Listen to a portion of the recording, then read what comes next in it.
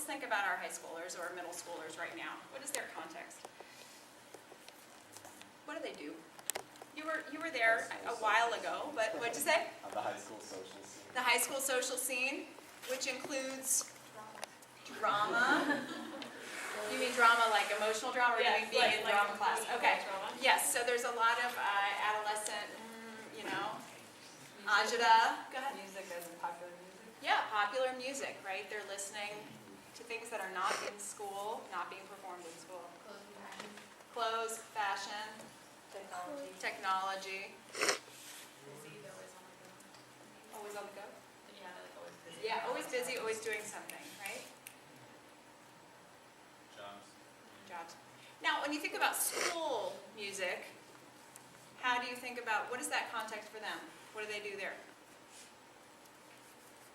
How does that differ? Or how is that the same? Yeah, I might be there because I'm being forced to, or I might be there because I love to play. I might be there because I want to compete, or my friends are there, something like that. So if you think about bridging these two worlds, how are we going to help to bring home Renaissance music? What are the ways that she suggests? Right, so she has all these suggestions, and many of you wrote about them. And many of you wrote about why you liked this particular area or did not like this area. Are there any of these that strike you as more valuable? Or something you definitely want to do more than others? I think the food thing would really go over well. Because we did that in my French class. We celebrated French Christmas or French holidays or whatever, and we learned about the traditions they had by actually making French desserts. And like we'd have this little party and stuff like that. And so we learned that every year you make a bouche de Noël, and we learned what that was, and that there's, and then the whole Mardi Gras thing with the little baby that's in the cake, you learn what all that is for. And it just makes that a lot more fun, like just by having food. And especially if the students get to make the food. Mm-hmm.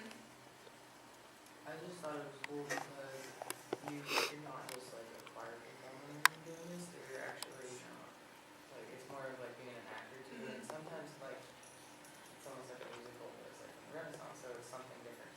So I thought that was cool. One thing I liked from the reading was how she considered Renaissance music like approach it the same way you would approach multicultural music, because the whole culture and context is really foreign to the students, and so you have to learn about all the aspects. I found a lot of these ideas were really good, but I also kind of thought that maybe some of like historical event, geography, and program stuff would be really hard to keep your students' attention. You'd have to come up with something really creative. So I know in high school, if I was giving a project to go research a country, I would just do it and get it done, and I don't know, like how much I soaked in or whatever. In some cases, you copy someone else's report or whatever. So you have to really come up with something creative in order to actually have it sink in. Yeah, it's more of a challenge. The more historical you make it, the more book heavy, right? You make it, the harder for them to grab on. So. I really like the themes one. I think you should use that for a program because it can really entice people who don't go to choral concerts to want to come by the creative title or type of theme you're presenting.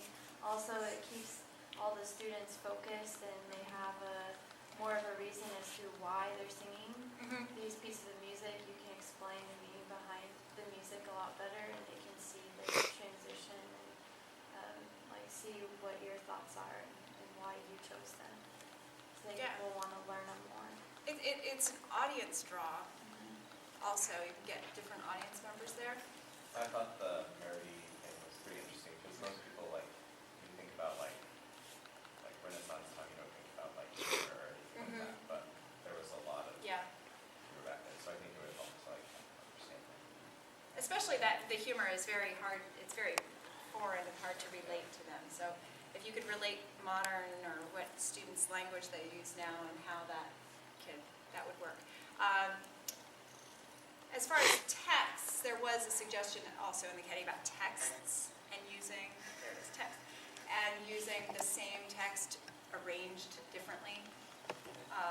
Like it was a lover in his lass. I don't know if she used that example. She might have, but it's morally. But But there's also, John Rudder has written a contemporary jazz vocal arrangement of It Was a Lover in Class for SSA. And I've paired those two together in a concert, and that's really neat, because you go from 16th, late 17th century, right up until the 20th, and it's fun. It's really fun for them. Sometimes it takes some searching out of those texts to find the newer pieces, but they do exist, is my